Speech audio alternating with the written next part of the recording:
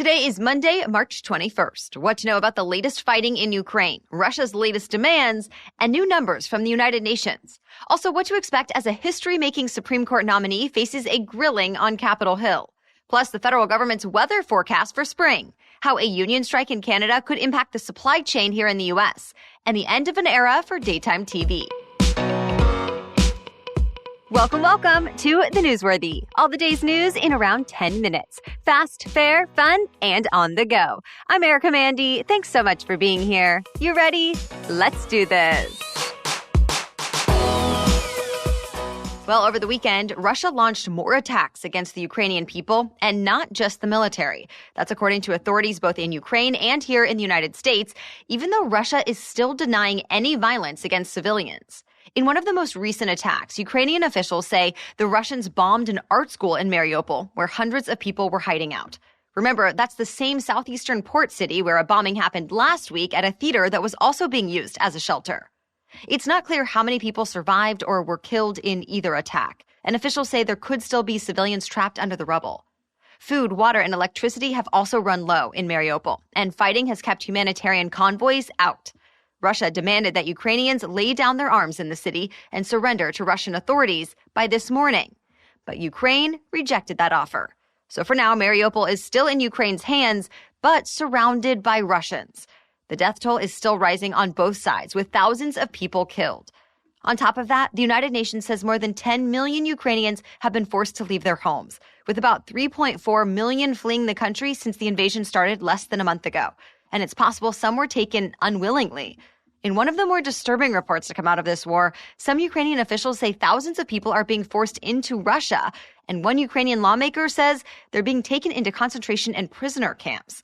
The Russian government says thousands of people have been taken from Ukraine to Russia, but it says they're refugees, not captives, and that Russia is helping them. So far, no official comment from the U.S. or United Nations. Well, unfortunately, there was some weekend violence around two different busy events in the U.S. First, on Saturday, at least 28 people, including children, were shot during a gunfight at an Arkansas car show. It's an event that's held every year to raise money for tutoring, scholarships, and backpacks for students. But this year, authorities say two men fired guns at each other, but didn't actually hit each other. Instead, everyone who was shot was reportedly just caught in the crosshairs. One person died and dozens more were hurt. One suspect is in custody, and police are looking for at least one other man now. Separately, 4 people were shot early Sunday morning in downtown Austin, Texas. That shooting happened on the popular 6th Street Entertainment District, close to where the South by Southwest Festival has been happening. Thankfully, all 4 people are expected to survive their injuries, and a suspect was arrested. If you noticed flags at half-staff over the weekend, here's why. The longest-serving Republican in the history of the U.S. House passed away. Congressman Don Young died while traveling home to Alaska. He was 88 years old and has spent nearly 5 decades representing Alaska in Congress. Young was first elected in 1973 during the Nixon administration. He was re-elected 24 more times and planned to run again this year. After his death, lawmakers and aides shared stories about him, noting that he often sat in the back of the House chamber and heckled his colleagues. House Minority Leader Kevin McCarthy said in a statement, quote, "His absence will leave Congress less colorful." Another longtime conservative staple in Washington is dealing with his own health scare. U.S. Supreme Court Justice Clarence Thomas spent the weekend in the hospital. The High Court says the 73-year-old has an infection and has flu-like symptoms. But Thomas is on antibiotics and could be released in the next few days. Still, he's not likely to be in court as the other justices hear arguments in 4 new cases. He could still take part, though, by using things like briefs and transcripts. Today, senators are going to start questioning the first Black woman to be nominated to the Supreme Court. Judge Ketanji Brown Jackson is facing her confirmation hearing, and she's going into it with some fresh support. On Friday, the American Bar Association gave Jackson its highest rating, unanimously calling her well qualified. But some Republicans have already brought up concerns. For example, Senate Minority Leader Mitch McConnell worries Jackson's experience as a public defender could influence her view of the law, and it could make her want to favor criminal defendants. But the White House is highlighting other aspects of her experience, like Jackson's time as a federal judge over the past decade, her work with both Democrats and Republicans while serving on the U.S. Sentencing Commission, and her time as a law clerk for Justice Stephen Breyer. If she's confirmed, Jackson will actually take Breyer's seat on the court since he's retiring this summer. Democrats are hoping to finish up the confirmation process before Congress leaves for Easter recess next month. More news is coming up, but first, this podcast is sponsored by Tommy John.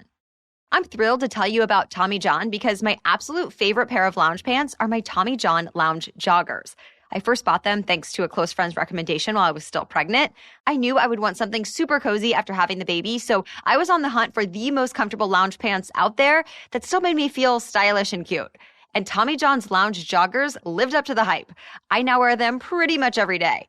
The material is super soft, it feels so good on my skin, and it's also lightweight and easy to move around in. In fact, I actually learned later that it's because the micromodal fabrics and extended inseams give you four-way stretch and limitless flexibility. And by the way, Tommy John has great options for both women and men. See for yourself and get 20% off your first order right now at TommyJohn.com/newsworthy.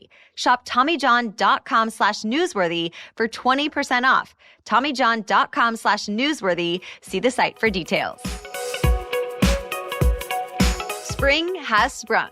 The spring equinox and the astronomical first day of spring arrived yesterday in the Northern Hemisphere. Yes, to make record-keeping easier, meteorologists typically say the first day of spring is March 1st. But astronomically speaking, this year, the Earth's equator aligned directly with the sun on March 20th, meaning the northern half of the globe will start to tilt more toward the sun, leading to longer daylight hours and warmer temperatures. And this year, a government agency that forecasts the weather, called NOAA, says the drought in the West may get worse. NOAA's spring weather outlook says 60% of the continental U.S. is already facing some drought conditions, and it's not expected to improve. More than half of the U.S. is also expected to see above-average temperatures this spring, and rainfall will be above average for parts of the Great Lakes, Ohio Valley, and Mid-Atlantic. So those parts of the country could get some flooding. By the way, NOAA does not forecast the spring tornado season, but other weather agencies do. AccuWeather said last week that the next several weeks could be pretty active for severe storms that could spawn tornadoes. Canada's second biggest railroad operator had to shut down because of a union strike, and it could cause more supply chain problems. Canadian Pacific Railway is squaring off with a union that represents conductors and engineers. They haven't been able to settle contract negotiations, so workers went on strike. And that means shipments of key goods like fertilizer, grains, and more were halted to and from the U.S. So this work stoppage could end up hurting American farmers if it continues for too long. Canadian Pacific covers much of the Midwest, New England, and more. And even though both sides say they're still negotiating, they've been in talks since September, with wages and pensions as sticking points. Stay tuned. Showing support or just a coincidence? It's not really clear at this point, but it has people wondering all over the world on social media and beyond. We're talking about 3 Russian cosmonauts, which is the Russian version of an astronaut, showing up to the International Space Station wearing yellow and blue flight suits. Those colors match the Ukrainian flag. The men were the first new arrivals since the start of the Russian war with Ukraine last month. So some people think it was their way of hinting to the world that they disagree with the war. Even former NASA astronaut Scott Kelly tweeted about it. But the head of the Russian Space Agency tried to stop that kind of speculation, posting a series of pretty angry messages on social media. Essentially, he scoffed at the rumors and just insisted the crew was wearing the colors of their alma mater, a technical university in Moscow, where all 3 cosmonauts graduated. Well, it turns out comedian and actor Pete Davidson won't be going to space after all. We told you last week how he was planning to fly to the edge of space on Jeff Bezos' Blue Origin flight later this week, but that's no longer the case. The company only said Davidson cannot make the flight and it would announce his replacement soon. No word yet if it's going to be another celebrity or a paying customer. As for Pete Davidson, he's going to stay pretty busy back here on Earth.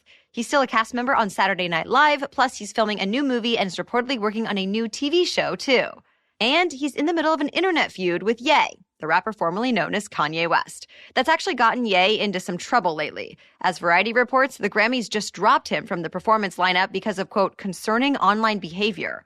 Ye has apparently made threats toward Davidson because he's been dating his ex-wife, Kim Kardashian. It's the end of an era for daytime TV. After 3 decades of revealing paternity test results, exposing cheaters, reforming out-of-control teens, and more, it's a wrap for The Maury Show. Deadline confirmed it with NBC Universal, saying it was a mutual decision between the studio and veteran host Maury Povich, who says he plans on retiring after the current season ends. Povich actually told Deadline he was ready to retire 6 years ago, but the studio asked him to keep going. But it's not entirely the end for fans. Reruns will live on in syndication. That's it for the main news today. So now it's time for Money Monday, where we talk about one interesting money-related news story. But first, a message from our sponsor.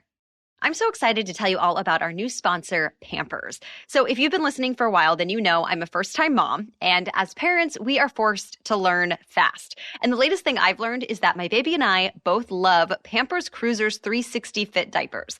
Now that I have an older baby, he is super active. And Pampers Cruisers 360 Fit is Pampers' best fit and protection for an active baby. So unlike regular taped diapers, the 360 gap-free fit stretches around my baby's waist so it doesn't gap on his back. My baby can now crawl around and continue learning how to walk and climb leak-free. And the material feels super soft and comfortable. I can tell my baby actually loves it because he's finally stopped tugging at his diaper. Also, in case you didn't know, Pampers is the #1 pediatrician recommended brand. So buy in-store. You can look for the Pampers Cruisers 360 Fit if you want the type I've been talking about. And don't forget to download the Pampers Club app today to start earning rewards with every diapers and wipes purchase. And now back to Money Monday.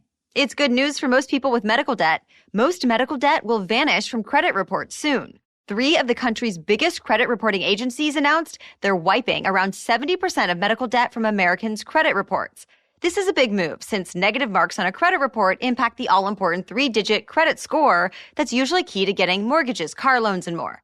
Well, Equifax, Experian, and TransUnion are helping by making 3 changes. 1, starting this summer, all paid medical debt will no longer show up on reports. Before this change, any debt that got sent to collections would stain credit for 7 years, even if it was eventually paid. 2, people will now get 12 months to settle medical bills before unpaid collection debt shows up on their reports, double the amount of time they got before. And the 3rd change cuts out reporting all medical debt under $500, starting in the first half of 2023. That last one is notable since recent government data shows that covers most medical collections on credit reports. The credit reporting agencies say they're doing this because of the COVID-19 pandemic and the uptick in medical collection debt, and that they want to help people focus on financial and personal well-being. But they've also been under pressure from the Consumer Financial Protection Bureau, which has said it would be keeping a close eye on the big 3 agencies. All right, thank you so much for listening today and for sharing the show. We appreciate you. We'll be back with much more news to know tomorrow. For now, have a great day.